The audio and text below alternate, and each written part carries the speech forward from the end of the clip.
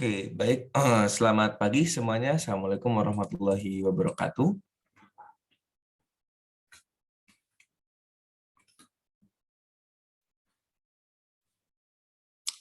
Oke, apakah suara saya terdengar jelas?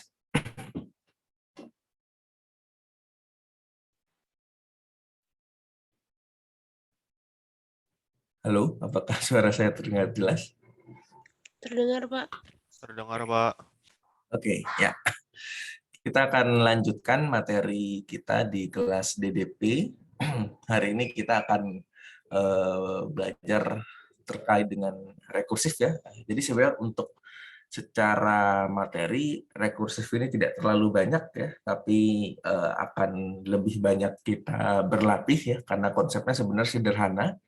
Yang diperlukan adalah banyak berlatih terkait beberapa case ya, dan eh, mungkin di pertemuan kali ini kita hanya akan sesi materi sebentar, itu nanti saya akan memberikan waktu sekitar 30 sampai 45 menit untuk menyelesaikan 9 permasalahan yang saya siapkan. Ya, 9 yang saya siapkan untuk diselesaikan ya. Ini contoh soal-soal sederhana saja, dan di skillnya juga disediakan cukup banyak latihan soal ya. Yang wajib dikerjakan adalah worksheet 13 untuk hari ini, dan saya juga siapkan drill opsional ya. Dan ini perlu bisa dikerjakan juga ya untuk menambah jam terbang gitu untuk bisa berlatih terkait dengan rekursif. Oke, sebelumnya silahkan diisi terlebih dahulu untuk absensi kelas hari ini secara mandiri.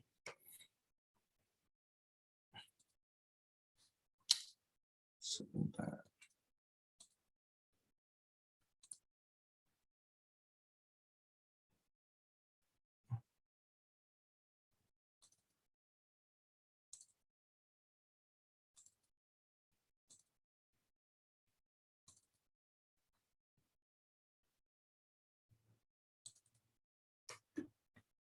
Oke, baik ya. Kita akan mulai materi kita hari ini terkait dengan rekursif gitu ya.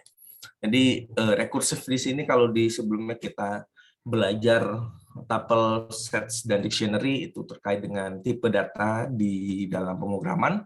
Rekursif ini adalah semacam konsep gitu ya, konsep yang sebenarnya juga berlaku di bahasa pemrograman apapun gitu ya.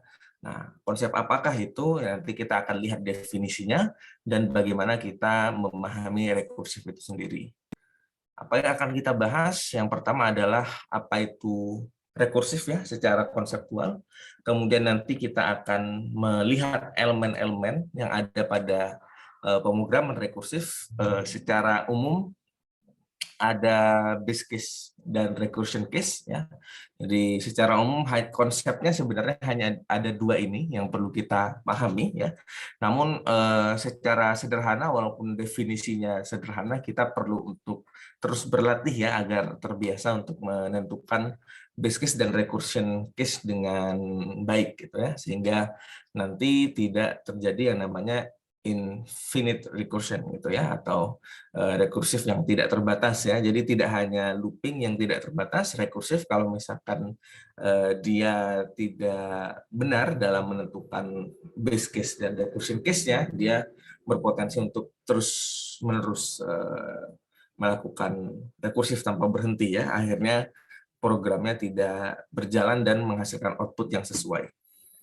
Kita akan lihat juga advantage dan disadvantage atau kelebihan dan kekurangan kita dalam menggunakan rekursif ya. Jadi dalam memecahkan sebuah permasalahan pemrograman, kita sebenarnya bisa memilih beberapa pendekatan gitu ya. Ada yang kita bisa gunakan pendekatan iteratif ya, ada yang bisa kita gunakan pendekatan rekursif ya, tergantung karakteristik permasalahannya. Ada permasalahan yang dia lebih mudah dan lebih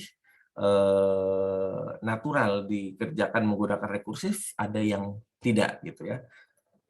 Ya ada juga looping atau perulangan yang bisa kita konversikan ya, atau kita gunakan pendekatan rekursif dalam menyelesaikannya ya. Jadi ada banyak sekali opsi yang bisa kita gunakan gitu ya. Ya, kurang lebih kalau kita memahami rekursif secara gambar ya seperti ini ya. Jadi kayak kita kalau di sini kalau yang bisa kita kasat mata lihat di sini adalah sesuatu yang dia sebenarnya akan terus-menerus mengecil dan merujuk pada dirinya sendiri ya, tapi mengecil ya. Dan ini adalah gambar yang menunjukkan infinite recursion gitu ya. Jadi kayak dia tidak berhenti, terus mengecil dan memanggil dirinya sendiri. Ya, kalau kita lihat definisinya sendiri ya, rekursif itu ada dua kata kunci yang perlu kita pahami ya. Jadi dia sebenarnya adalah sebuah fungsi ya, kita harus garis bawahi sebenarnya rekursif itu adalah sebuah fungsi. Fungsi yang seperti apa? Setidaknya ada dua keywords ya. Yang pertama adalah membagi problem untuk menjadi lebih kecil ya. Jadi bagaimana kita membagi sebuah permasalahan yang besar itu menjadi lebih kecil hingga akhirnya sampai ke titik dasarnya ya, sehingga ada akhirnya nanti. Jadi problemnya paling kecil dan bagaimana kita membaginya itu dengan caranya memanggil fungsi itu sendiri gitu ya. Jadi kalau ada fungsi yang di dalamnya memanggil fungsinya sendiri atau fungsi itu sendiri dan membuat case atau problemnya itu menjadi kecil, itu adalah fungsi rekursif gitu ya. Ya mungkin secara definisi terlihat simpel ya, namun cukup abstrak kalau tidak dipraktikkan tentu saja gitu ya. Kalau dibilang karakteristiknya ya hanya dua memang ya, dia memanggil diri sendiri dan membuat problemnya menjadi lebih kecil gitu ya. Nah, contohnya seperti apa? Ya, contoh yang paling sederhana kalau soal rekursif itu di faktorial gitu ya. Jadi kalau kita lihat di sini kita bisa melihat pola ya, bahwa sebenarnya faktorial itu adalah perkalian yang makin lama makin kecil itu angkanya gitu ya. Jadi kalau kita modelkan sebenarnya adalah seperti ini ya. Jadi n kali n minus 1, n minus 2, yang artinya kita memanggil fungsi perkalian n itu sendiri dengan nilai n yang makin kecil hingga menuju angka 1 gitu ya. Itu case faktorial, contoh rekursif sederhana gitu ya.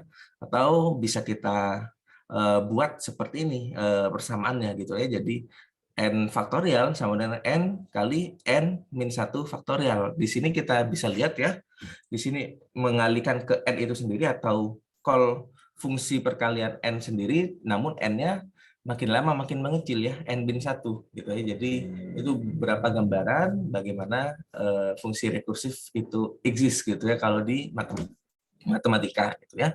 Jadi kalau di sini kita misalkan punya 5 faktorial, ini sebenarnya bisa kita modelkan sebagai 5 kali 4 faktorial ya.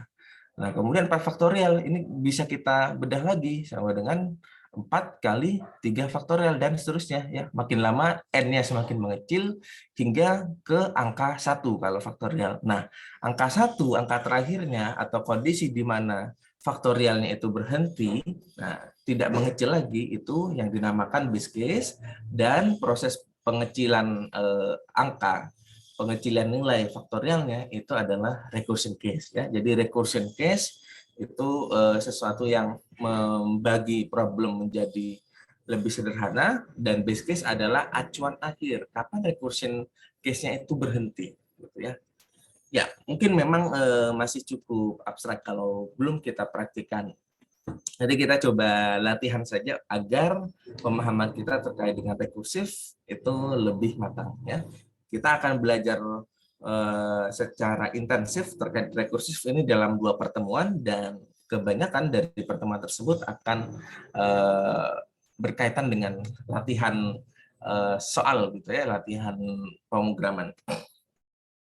Iya, jadi kurang lebih seperti itu ya. Sejauh ini secara konsep apakah ada yang ingin ditanyakan?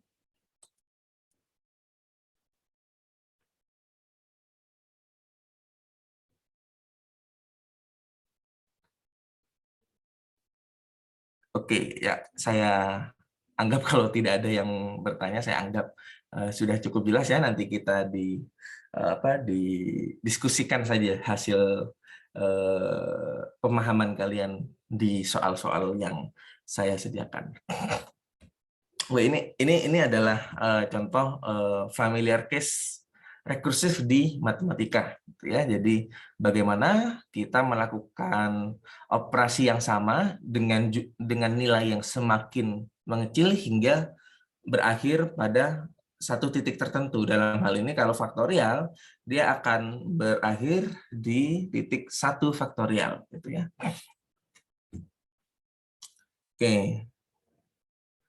Ya, ini kalau kita menggunakan Python-nya, jadi untuk faktorial di sini, ini sebenarnya bisa kita gunakan dua pendekatan gitu ya.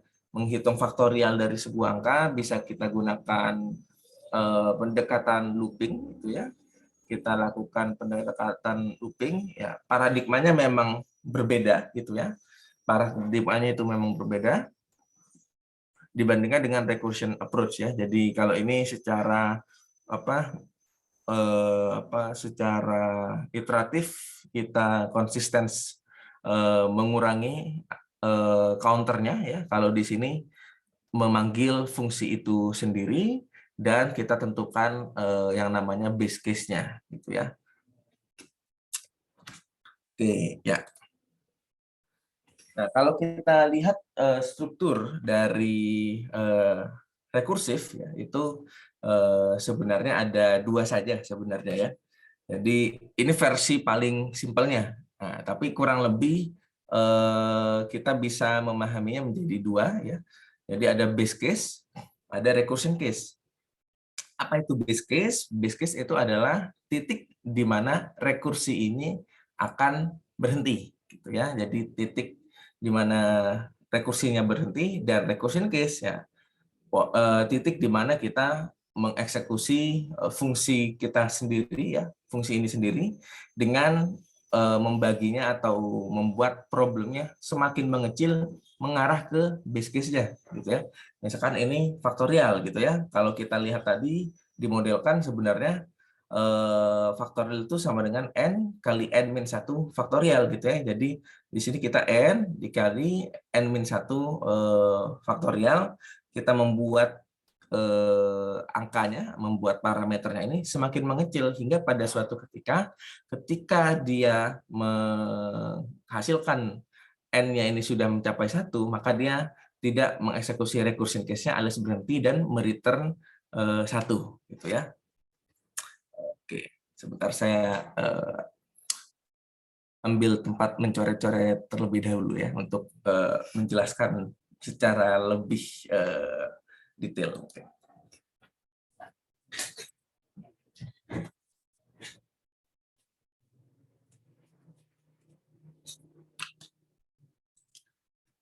Oke, sebentar.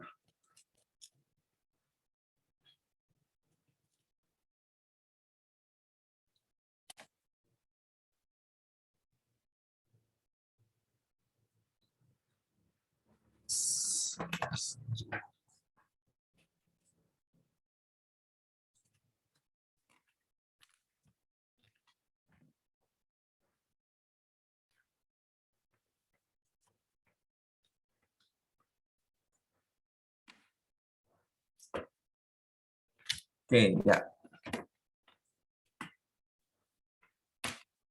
Ya, mungkin kalau kita membaca kode rekursif ini mungkin cukup berbeda ya untuk tracing-nya.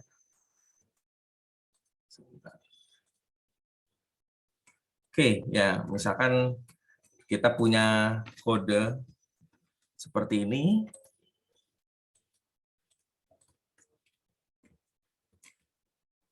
Ya, cara tracing-nya seperti apa ya? Kita baca satu persatu gitu ya. Berarti misalkan kita melakukan yang namanya faktorial, misalkan n ini sama dengan 4 ya, biar tidak terlalu banyak ya.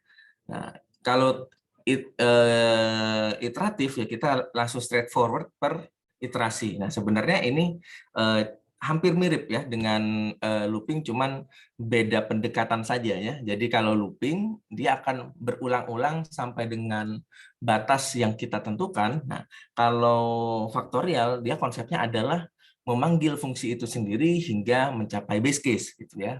Jadi dilakukan berulang-ulang juga, cuman pendekatan perulangannya itu berbeda gitu ya. Jadi kalau looping itu bergantung dengan counter atau definisi yang kita atau variabel yang kita tentukan. Kalau ini kita diulang untuk memanggil dirinya sendiri, semakin kecil nilainya hingga mencapai ke base case ya. Jadi kalau misalkan n-nya itu adalah 4, maka kita ketika dipanggil kita function misalkan 4 gitu ya. Nah, maka yang terjadi adalah kita masuk di sini, apakah n-nya sama dengan 1? Oh, tidak. Nah, berarti di sini kita punya mereturn apa? Berarti mereturn 4 dikali function n-1 gitu ya. Akhirnya berarti n-nya n-1 ini sama dengan 4 kali function 3. Kita tracing lagi function 3 misalkan di sini. Berarti 3 dikali fungsinya n-1, 2 berarti ya. Kita lakukan lagi karena n-nya ini masih belum 1 ya. Oh, ternyata 2 di sini. Nah, maka kita di sini fungsinya dikalikan fungsinya dikalikan dengan 2 dikalikan dengan function 1. Nah, function 1 seperti kita lihat di sini sudah masuk ke base case-nya. Nah, ketika sudah masuk base case, maka di sini kita mendapatkan hasil angka 1 gitu ya. Nah, setelah itu, setelah masuk base case, kita tracing-nya berarti tinggal dimasukkan ke atas saja. Berarti function 2 ini sama dengan 2 ya. Kemudian function 3 sama dengan 3 kali function 2. Function 2 itu adalah 2, berarti sama dengan 3 kali 2 sama dengan 6. Begitu juga seterusnya ya. Berarti di sini 4 kali 6 sama dengan 24 gitu ya. Ya.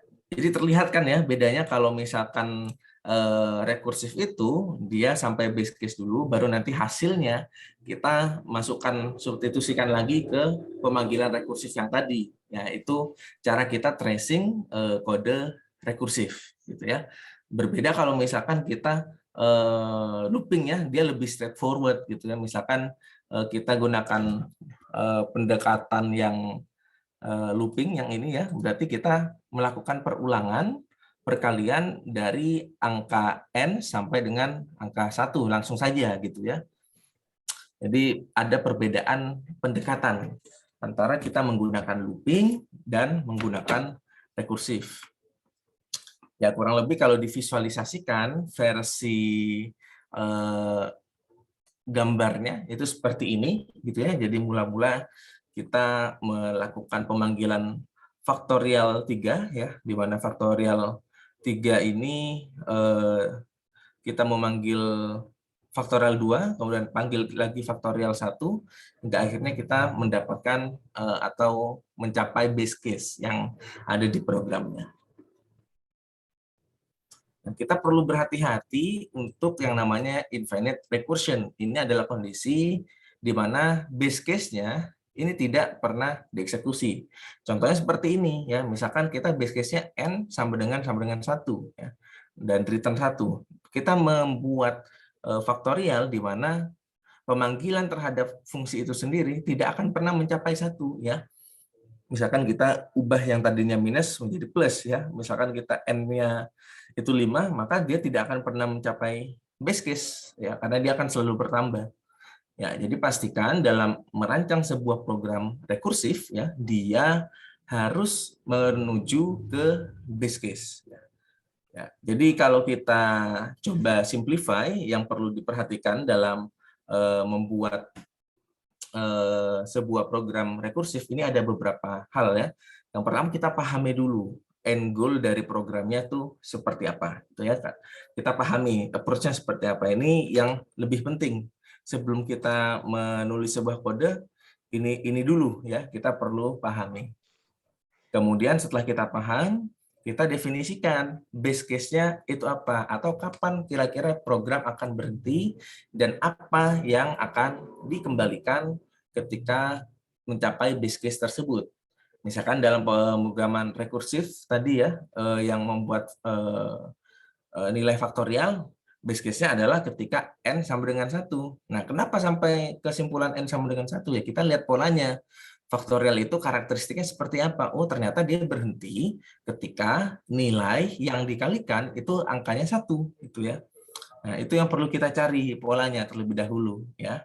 Ya, mungkin memang cukup ini ya, cukup ribet untuk mencari pola. Cuman kebiasaan kita mencari pola untuk membuat pemrograman rekursif ini cukup applicable kok untuk apapun yang kita kerjakan di real life gitu ya. Mungkin dalam versi pemrograman agak cukup abstrak ya, tapi tetap ini cukup useful untuk apapun yang hendak kita lakukan di real world gitu ya. Oke, kita sudah tahu base case-nya, sekarang baru kita definisikan recursion case-nya, gitu ya.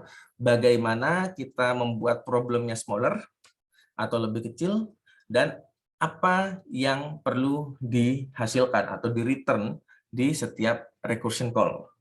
Gitu ya. Jadi ada dua kalau di recursion call. Di recursion case gitu ya. Sama-sama kita pikirkan tiap recursion call itu apa hasilnya ya, yang mungkin nanti simpelnya yang akan di-append dengan hasil base case-nya gitu ya, untuk mencapai suatu end goal tertentu gitu ya, satu nilai tertentu tergantung dari tujuan programnya, itu apa yang akan di-return dan bagaimana kita membuat problemnya menjadi smaller ya. Kalau di sini tadi ya, membuat smaller-nya ini seperti ini ya, faktorial n-1. Ini versi sederhananya memang untuk contohnya. Dan ini adalah sesuatu yang di return di setiap recursive call ya, recursive call. Nah, sehingga kita mendapati ya seperti ini tadi ya. Jadi di setiap pemanggilan rekursif kita tahu apa yang dihasilkan masing-masing pemanggilan, sehingga nilai base case-nya ini bisa disubstitusikan ke atas ya sampai dengan pemanggilan awalnya tadi ya. Ya, jadi kalau tracing-nya basically kita mencoba memanggil sampai base case ya, dan nanti hasil dari base case-nya ini kita substitusikan lagi ke atas sampai pemanggilan rekursif pertama gitu ya.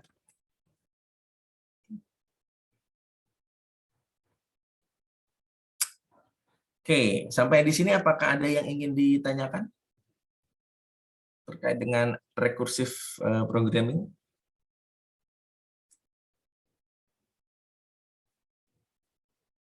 Ya, mungkin secara konseptual yang perlu diingat adalah ini ya, komponennya, base case dan recursion case. Dan secara detail apa yang ada di base case ini yang perlu disiapkan gitu ya. Jadi kapan akan berhenti di base case dan apa yang akan di return, dan recursion case terkait dengan apa yang akan di return di setiap pemanggilan dan bagaimana membuat problemnya lebih kecil ya.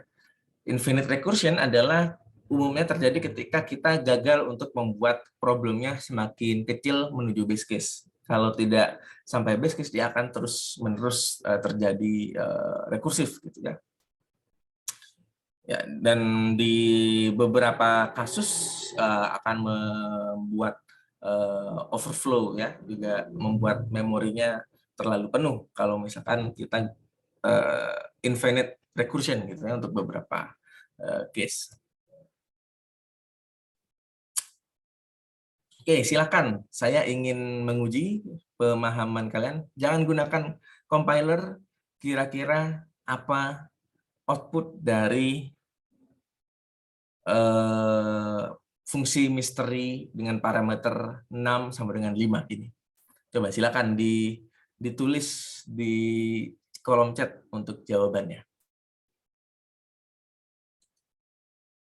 Silakan, saya beri waktu 1 menit lah, harusnya ini tidak terlalu sulit.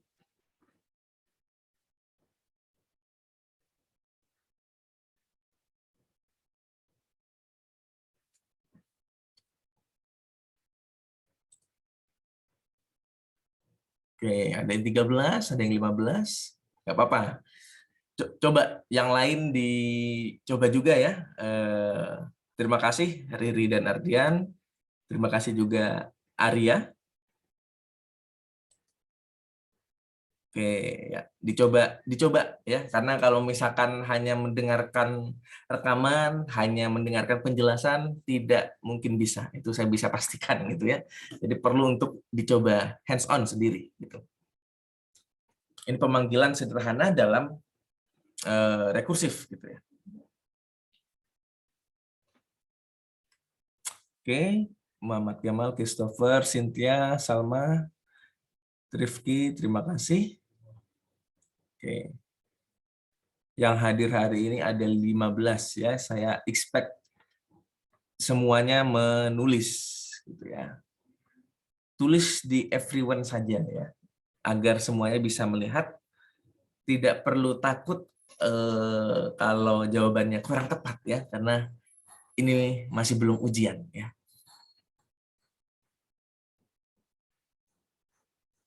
Oke, ada berapa orang berarti ini yang 1, 2, 3, 4, 5, 6, 7, 8.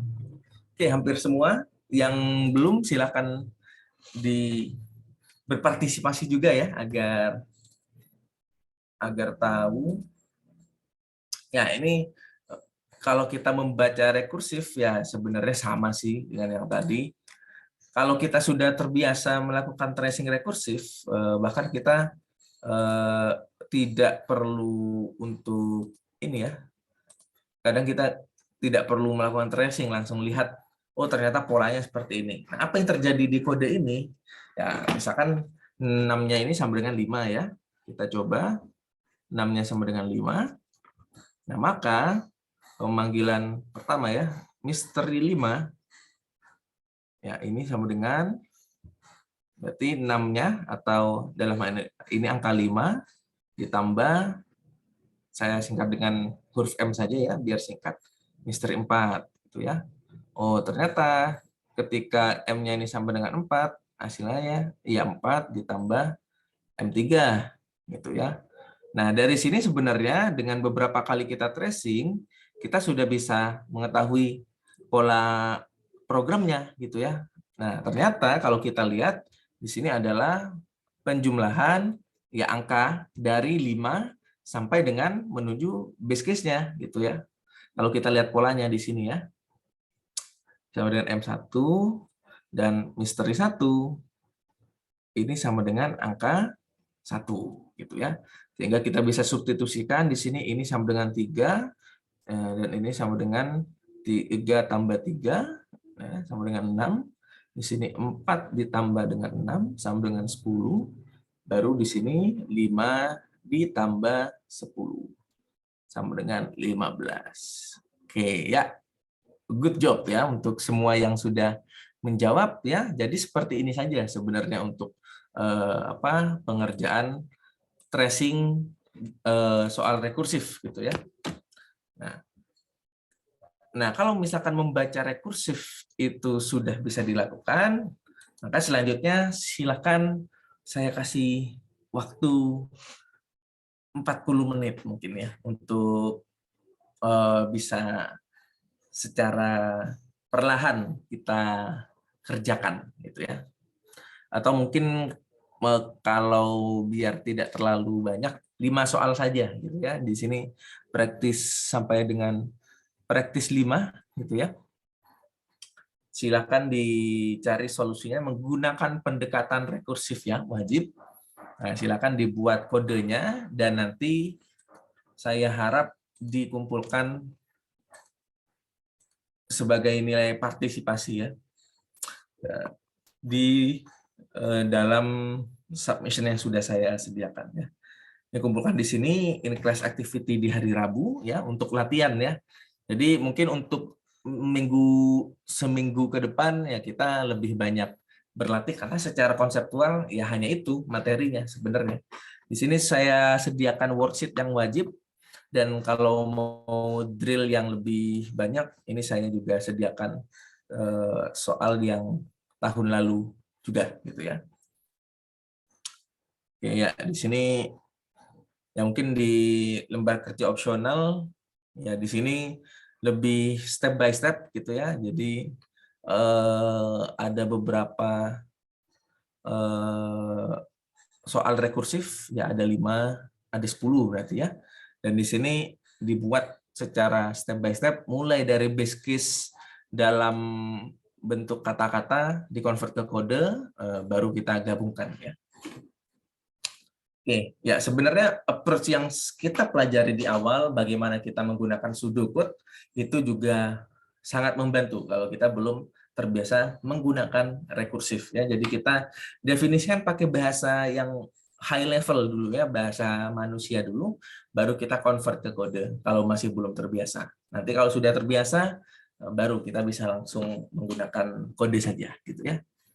Oke, silakan nanti dikumpulkan di in-class activity hari Rabu ya.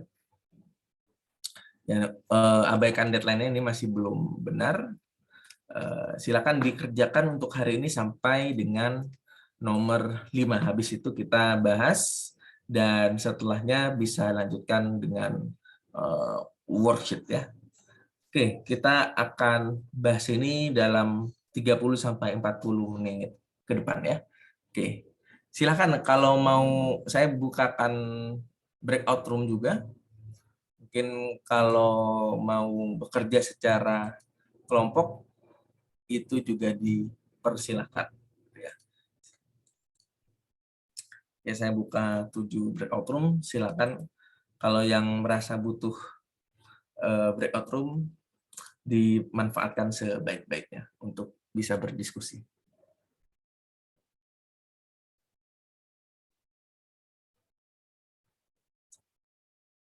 Oke, silakan ya. 30 menit dari sekarang. Oke ya, silakan hasilnya apapun yang sudah dikerjakan di submit sekarang saja ya, di slot submission yang sudah saya sediakan. Silakan dikirim seadanya saja ya. Ini untuk saya lihat partisipasinya saja kalau di sini. Walaupun kurang tepat juga tidak masalah gitu ya. Yang wajib dikerjakan untuk di sesi kali ini hanya sampai 4 saja ya. Yang wajib. Sisanya nanti kita akan bahas dan kerjakan di pertemuan selanjutnya. Apa mau Ya? nanya? Submission apa, Pak?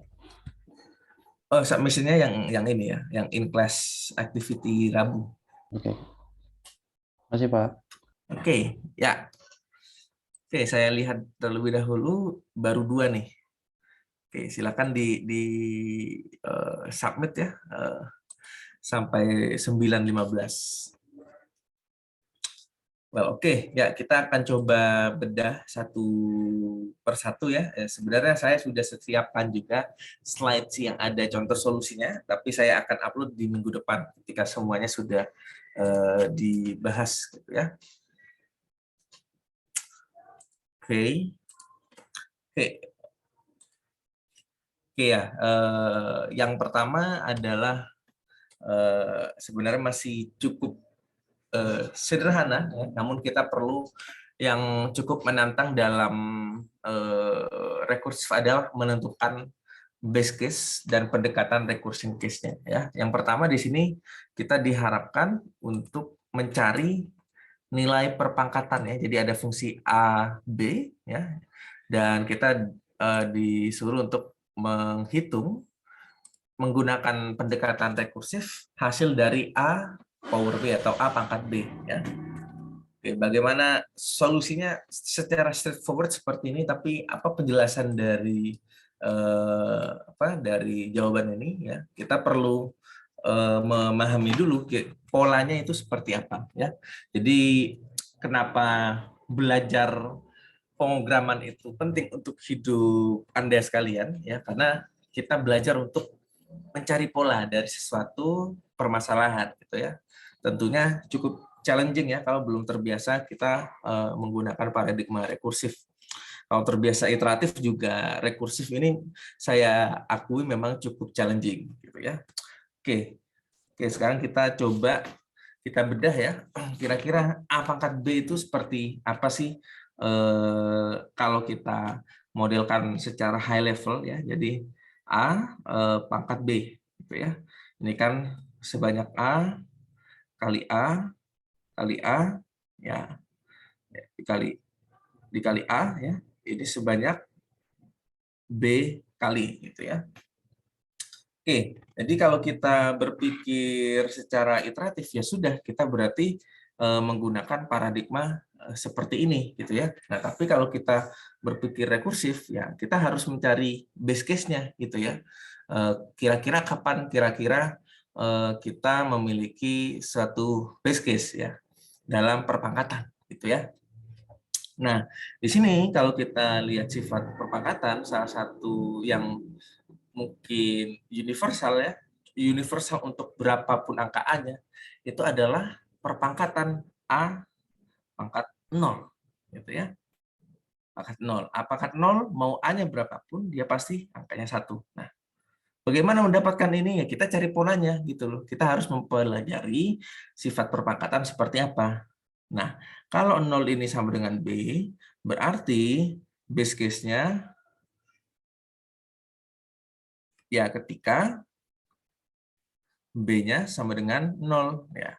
Kalau kita sudah menemukan satu sifat seperti ini ya, kita sudah mengidentifikasi, kita tahu bahwa semua angka apapun dipangkatkan 0 ya, itu hasilnya sama dengan 1 gitu ya. Kemudian kita bisa melihat polanya nih, oh berarti B-nya sama dengan 0 nih seharusnya di base case-nya. Nah, kemudian ketika kita sudah tahu B-nya itu sama dengan 0 atau base case-nya harus B sama dengan 0, berarti recursive case-nya kita harus membuat yang namanya fungsi AB ini mencapai ke angka 0.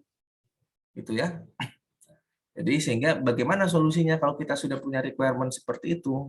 Nah, kita bisa membuat kodenya seperti ini. Jadi base case-nya kita tulis dulu, kalau kita B-nya sama dengan 0, dia akan mereturn 1, dan di setiap rekursif, dia menghasilkan angka perkalian dikalikan dengan power dengan B-nya dikurangi. Gitu ya. Jadi power A-nya tetap ya, karena kan kita lihat sifatnya tadi seperti ini ya. Jadi sifatnya seperti ini ya, sampai dia B-nya sama dengan 0 ya, maka A-nya tetap dikalikan dengan B-nya dikurangi 1 hingga dia mencapai nilai B sama dengan 0 ya, seperti itu. Ya, jadi kalau kita tracing di sini kodenya ya. Kalau kita tracing kodenya di sini,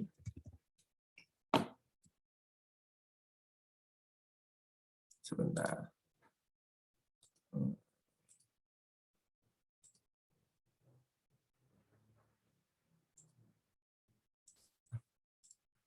Ya, kalau sebentar ya. Oke ya, kalau kita tracing di sini ini sudah memenuhi berarti ya. Jadi kalau sampai B-nya sama dengan 0 ya berarti misalkan power 2 pangkat 3 misalkan gitu ya. Berarti yang dilakukan adalah power 23 ini sama dengan berarti A-nya 2 dikali power 2,2 kemudian kali power 2,1 gitu ya. Kemudian dikali power 2/0 ya. Kemudian di sini kita sudah akan mendapatkan hasil power 20 ya. 2 dipangkat 0 dia sama dengan 1 gitu ya. Jadi kita masukkan ke sini, ini sama dengan 2, ini sama 2 kali 2, ya, ini sama 2 kali 2 kali 2 ya.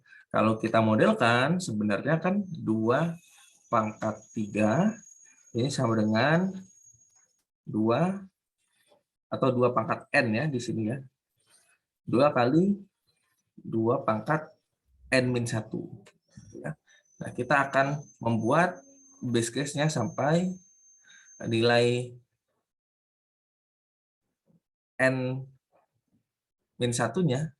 ini sampai dia menghasilkan angka 0. Ya. Kita perlu mencari pola seperti ini ya, agar bisa memahami pola rekursifnya. Ini kalau kita berpola rekursif, kita akan menemukan pola seperti ini. Jadi perpangkatan itu bisa kita definisikan sebagai bahkan 2 pangkat 3 atau atau 2 pangkat N di sini ya. 2 pangkat N ini sama dengan 2 kali 2 kali 2 kali 2 sebanyak N kali ya. Maaf, Pak. Ya. Kayaknya nggak di share screen apa ya? Oh, sorry. Hmm. Oke, sorry. Maaf, terima kasih sudah mengingatkan ya. Oke ya, saya ulangi lagi deh, nggak apa-apa. Oke, mohon maaf tadi saya kira sudah saya share screen. Oke, kita ulangi saja ya penjelasannya. Oke, ya saya ulangi lagi deh biar clear ya. Nah, kita lihat sifat perpangkatan ya. Misalkan A pangkat N, ini kan bisa kita definisikan sebenarnya A kali A sebanyak N kali. Ya. Kalau kita berpikirnya seperti ini, representasi seperti ini paling optimal kita pendekatannya memang looping. Gitu ya. Nah, tapi A pangkat N, ini bisa kita buat pemikirannya rekursif, itu kalau kita definisikan dengan representasi yang lain.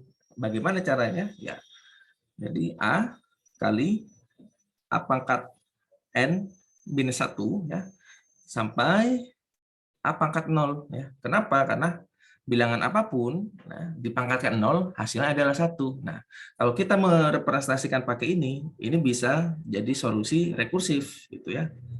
Karena apa? Kita punya base case. Base case. Ya. Base case-nya ketika A dipangkatkan 0, bilangan 0. Ya.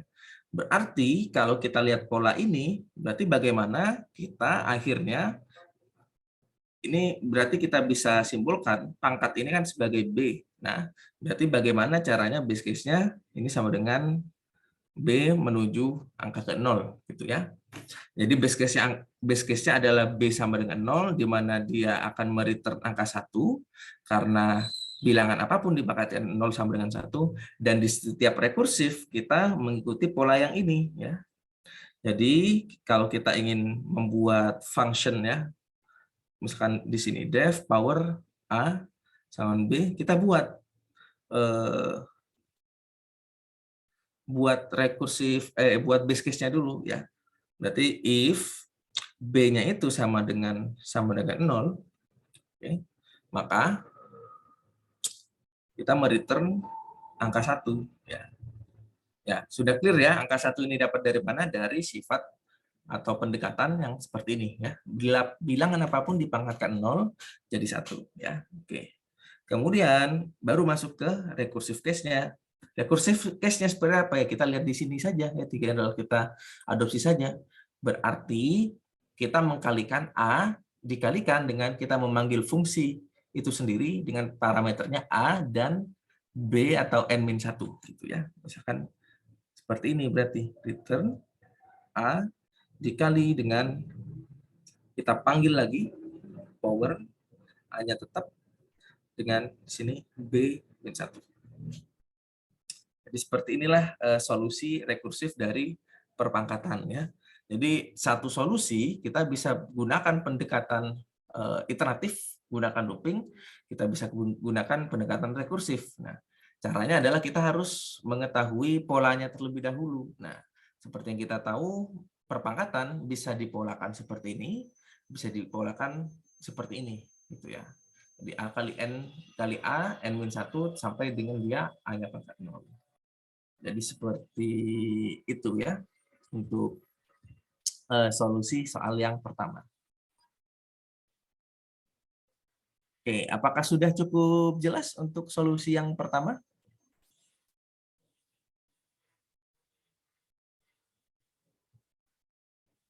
Kalian apakah sudah cukup jelas? Sudah, Pak. Oke, ya kita coba lanjutkan gitu ya. Oke, kemudian buat sebuah fungsi yang menerima sebuah list ya, dan kita mereturn panjang dari listnya.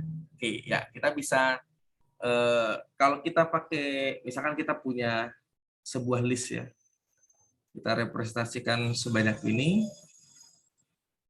apapun isinya ya, ini bebas isinya apa ya. Misalkan kita punya panjang sebanyak n gitu ya.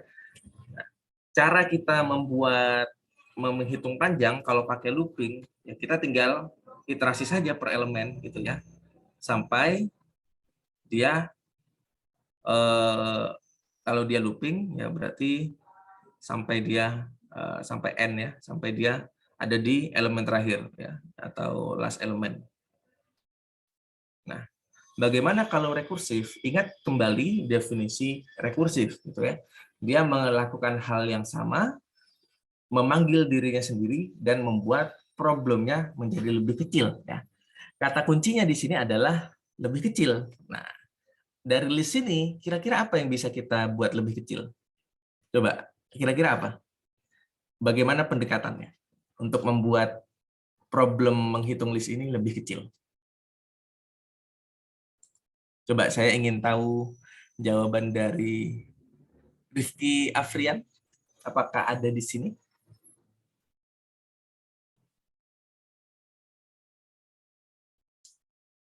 Halo Rifki. Oke, tidak ada ternyata. Oke, Arya Kusuma Awardani, apakah ada di sini? Ada, Pak. Oke, gimana kira-kira apa yang bisa kita lakukan kalau pendekatannya rekursif? Idenya aja gitu. Pakai ini nggak sih, Pak? Apa sih? Kayak listnya diperkecil pakai dot pop gitu, Pak? Apa bukan? Oke, ya, good Arya, ya betul ya. Pendekatannya memang seperti itu. Dengan kita memahami kata kunci masalah atau problemnya lebih kecil. Nah, kalau kita punya list, salah satu pendekatan yang bisa kita gunakan adalah dalam kasus ini adalah listnya kita potong-potong, perkecil gitu ya. Jadi misalkan kita punya listnya ini sama dengan n, ada n dengan sebenarnya punya panjang n gitu ya. Jadi untuk mengetahui panjangnya ya otomatis misalkan kita punya 1 2 3 4 5 6 7 ya. Ya berarti bagaimana kita membuat di setiap rekursif itu menjadi lebih kecil gitu ya. Ya, jadi di sini jadi n-1. Nah, hasil dari pemotongannya, hasil pemotongan list yang tadi, yaitu kita simpan saja sebagai yang kita return di setiap recursion ya. Jadi yang bisa kita lakukan adalah menyimpan ya. Jadi berarti base case-nya ini bisa ketika list ini atau misalkan listnya ini sama dengan 1 berarti ya ininya. Ya, ketika panjangnya sama dengan 1 ya, maka dia akan mereturn 1 ya. Sisanya adalah kita melakukan chunking setiap listnya hingga dia tinggal 1 saja. Nah, nanti tinggal ditambahkan saja ya. Jadi cukup straightforward kalau list. Kemudian kalau yang ini kita diminta untuk membuat penjumlahan digit ya. Ya, jadi di sini misalkan kita masukkan nilai 45, kita menghasilkan nilai penjumlahannya jadi 4 ditambah 5. Nah, bagaimana pendekatannya ya untuk mendapatkan nilai 4 di sini atau nilai masing-masing masing-masing bilangan ya, kita bisa menggunakan format atau fasilitas modulo gitu ya. Jadi modulo, misalkan kita punya 45, ya recursion case-nya adalah kita mengambil dulu bilangan yang ada di paling depan, gitu ya. Jadi misalkan 45, ya kita ambil 4-nya dulu. Nah, barulah ketika kita kita dapatkan kalau ini berarti dari ininya dulu ya, dari belakang dulu berarti ya. Kita modulukan dengan 10, nanti hasilnya ditambahkan dengan bilangan yang ada itu dibagi 10 ya, dibagi 10 seperti ini. Buat apa? Ya agar memperpendek nilainya ya. Misalkan di sini ya. Misalkan kita punya angka 1, 2, 3. Ini kan sebenarnya berasal dari 3 plus 2 plus 1. Ya. Berarti apa approach yang bisa kita lakukan? Ya kita kalau secara naif, ya kita ambil ininya dulu, kemudian kita akan fokus ke sini dulu. Nah, kemudian begitu seterusnya sampai akhirnya sampai angka yang di depannya itu habis ya. Dia menghasilkan tidak ada lagi yang bisa kita ambil nilai satuannya. Nah, approach-nya seperti apa? Kalau kita punya 1, 2, 3 dan kita mau ambil angka 3-nya saja, ya ini bisa dengan kita 1, 2, 3 modulo 10. Berarti ya, kita sudah punya 3, dan nantinya di rekursif selanjutnya bagaimana kita menghasilkan angka 12 gitu ya. Angka 12 jadinya seperti apa kalau kita punya angka sekarang ya. Berarti 1, 2, 3 diapakan kalau bisa jadi 12 ya. Salah satunya adalah dengan kita lakukan pembagian dengan angka 10 gitu ya. Dan begitu juga seterusnya sampai nanti akhirnya N-nya itu sama dengan 0. Ketika dia dibagi sudah sama dengan 0, ya maka berarti dia sudah tidak menambahkan atau mengambil apa-apa lagi. Ya, jadi seperti itu ya. Jadi misalkan kita punya sembarang bilangan, ya kita ambil satu persatu dari belakang, dan kita cari bagaimana caranya mendapatkan nilai satuan dan mereduksi bilangan tersebut menjadi satu satuan lebih kecil gitu ya. Jadi misalkan dari ratusan jadi puluhan, dari puluhan menjadi satuan, dari satuan sampai dengan 0 ya. Nah, jadi base case-nya adalah ketika bilangannya sudah 0 ketika dibagi. Nah, rekursif case-nya adalah membuat bagaimana sebuah angka itu menuju titik tersebut gitu ya. Jadi seperti ini. Jadi base case-nya adalah N sama dengan 0. Recursive case-nya adalah kita modulo 10 untuk return-nya ya. Untuk return-nya kita mengambil satuannya, dan untuk rekursifnya kita memperkecil bilangannya hingga menuju 0, dan di setiap kita memperkecil kita membuang tempat satuannya satu ya. Salah satunya dengan cara kita membagikan dengan 10 gitu ya.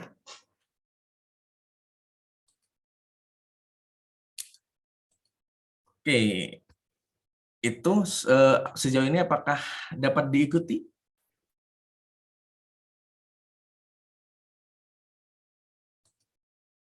Oke ya, saya anggap sudah cukup ini ya. Nanti silakan dilatih kembali. Oke, kemudian di sini buatlah fungsi rekursif ya, yang dia menerima strings argumen ya, dan mereturn apakah dia palindrom atau tidak. Kira-kira gimana pendekatan yang bisa digunakan idenya di soal ini? Saya ingin tahu jawaban dari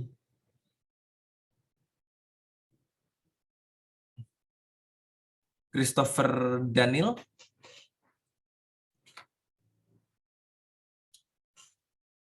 Apakah ada di sini? Belum sampai situ Pak tadi. Oke, belum sampai situ. Oke, nggak apa-apa, nggak apa-apa. Nabil Rahman. Oke, hadir Pak. Ya, gimana idenya untuk soal yang ini? Idenya aja nggak apa-apa. Buat nentuin palindromnya atau buat rekursifnya Pak? Rekursifnya, ya kan jadi satu ini. Kita nyari palindrom pakai rekursif gitu. Idenya seperti apa? Paling kalau sebenarnya aku belum nyampe situ, cuman aku kepikirannya mungkin kayak reverse gitu Pak. Jadi kayak kan kalau palindrom kan kayak makam terus kayak kata-kata yang diulang sama gitu ya kan, Pak. Mm-mm.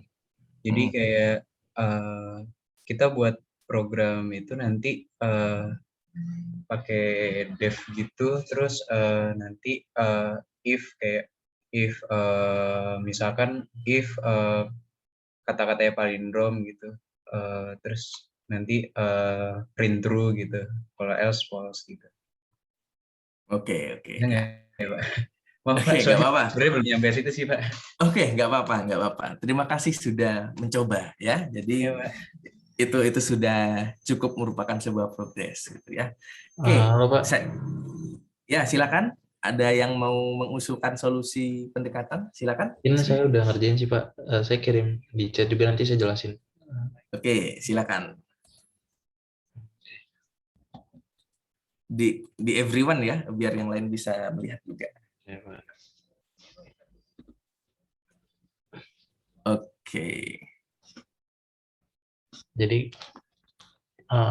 di sini saya ngeprintnya itu jadiin sebuah komentar di mana biar ngejelasin sebuah program dari nantinya reverse stringnya itu.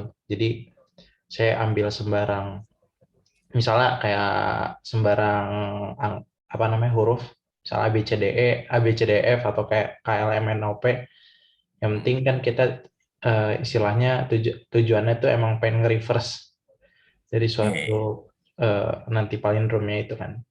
Jadi mungkin di sini saya kasih sebuah indeks, misalnya ngeprint dari 0 sampai 0 gitu, 0 sampai 5, 0 sampai 4 gitu, dari suatu kayak elemen OP gitu. Itu saya jadiin komentar. Terus di sini saya nge-reverse string di mana ngebalikin semuanya dari elemen OP gitu. Terus saya buat if else ketika reverse string itu sama dengan S itu sendiri, itu ngeprint palindrom. Kalau misalnya ini berarti bukan palindrom gitu sih. Oke, terima kasih Rizky. Idenya menarik ya, dan memang bisa juga seperti itu ya. Cuma mungkin apakah ini sebuah pendekatan rekursif? Ya, itu bisa kita refine ya, perbaiki lagi ya. Oke, terima kasih Rizky ya. Ini secara solusi memang pendekatannya bisa seperti itu ya. Tapi kalau kita di sini mencoba pendekatan rekursif, ya kita harus mencari polanya gitu ya, mencari polanya dulu. Misalkan tadi yang dicontohkan adalah makam ya. Makam ya. Ini dibalik dari sini ke sini atau ke sini, ini bacanya sama. Nah, bagaimana pendekatan rekursifnya? Nah, ingat, pendekatan rekursif adalah membuat problemnya menjadi lebih kecil dan memanggil fungsinya sendiri ya. Tadi yang Rizky sampaikan itu sudah tepat secara solusi, tapi untuk format rekursifnya masih bisa diperbaiki kembali gitu ya. Nah, bagaimana caranya ya untuk melihat sebuah huruf atau sebuah kata itu palindrom atau tidak, ya kita bisa membandingkan elemen pertama dan elemen terakhirnya gitu ya, satu persatu. Misalkan di sini kalau dia sama, kita cek huruf keduanya apakah dia sama dengan huruf terakhirnya gitu ya. Nah, kalau dia sudah mencapai hanya ada satu huruf saja yang tersisa, tidak ada pasangannya, otomatis dia pasti rekursif ya. Idenya seperti itu ya. Jadi kita mencoba untuk membandingkan huruf pertama dan huruf terakhir. Kalau dia sama, kita perkecil lagi. Kan namanya rekursif ya, memperkecil case-nya. Kita perkecil lagi stringnya. Jadi setelah kita, misalkan kita punya kata-kata apa lagi ya yang palindrom gitu ya. Misalkan ya makam itu ya, untuk yang panjangnya ganjil ya. Setelah kita M-nya ini sama, ya kita coba reduce jadi AK. Oh, ternyata A sama A, huruf depan dan huruf belakangnya itu masih sama. Nah, sisa dia huruf K. Oh, berarti kalau tinggal sisa satu huruf gitu dan dia masih belum ada tanda-tanda bukan palindrom ya, sebelumnya hurufnya masih sama, berarti bisa kita return true ya. Ya, kalau misalkan dia ternyata misalkan makan di sini ya, kata-katanya makan. Oh, ternyata dari M sama N kita bandingin udah gak sama. Ya sudah, kita langsung return false saja gitu ya. Atau termasuk juga kalau misalkan kita apa ya, kata-kata dengan jumlah huruf genap yang palindrom. Misalkan ngarang aja ya berarti ya. Berarti F A misalkan fun kayak gini ya, FAN gitu ya. Nah, ini juga pendekatannya sama ya. Kalau misalkan apa ya, yang palindrom dan jumlah genap. Ya misalkan kita NAAN, nah ini bukan kata ya tapi huruf, kumpulan huruf saja. Nah, kita bisa cek dengan pendekatan yang sama. Huruf pertama dan huruf terakhir kita bandingkan, kita slicing lagi, lalu bandingkan lagi. Oh, ternyata dia panjangnya 0 ya. Berarti kalau sudah panjangnya 0 dan dia belum terdeteksi bukan palindrom, ya kita akhirnya return true gitu ya.